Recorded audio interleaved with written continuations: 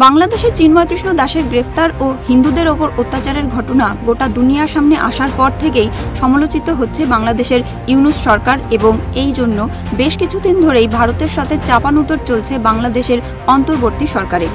এই চাপানুতরের মাঝেই এখন কলকাতায় চিকিৎসার জন্য এসেছেন চিন্ময় কৃষ্ণ দাসের আইনজীবী রবীন্দ্র ঘোষ। সন্ন্যাসী চিন্ময় কৃষ্ণের কেস লড়তে এখনও তিনি ভয় পান না বলে জানান সংবাদ মাধ্যমকে।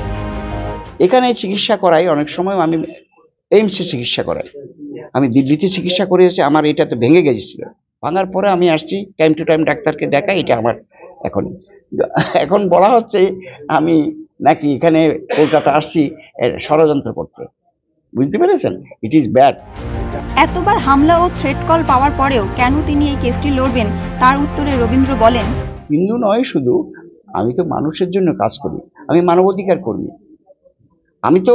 আমি তো পলিটিক্স করি না, আমি কোনো দল করি না, আওয়ামী লীগও করি না, বিএনপিও করি না, জাতীয় পার্টিও করি না। আমি ওই যে আরেকটা দল আছে, ওরা সবসময় একটু টেরোরিজমের কথা বলে, আমরা সেটাও তো করি না। বর্তমান পরিস্থিতি is going to be worse, because Chinmoy প্রভুর মতো লোককে লিগেল অ্যাসিস্ট্যান্স দেওয়ার জন্য বাধা দেওয়া হচ্ছে। তো কি করে আপনি বুঝবেন? আমি একজন senior lawyer of the supreme court, আমাকে বলছে কোর্টে আসলে বিপদ হবে। বর্তমানে ওই দেশের হিন্দুদের অবস্থা নিয়ে বলতে গিয়ে বলেন, আওয়ামী লীগের সময়ও আমরা নিপীড়িত হয়েছি, কিন্তু এবারের মাত্রা অনেক বেশি। আপনি বলেন না, হিন্দুদের উপর বেশি হচ্ছে কম্পারিটিভলি এই সরকার আসার পর থেকে।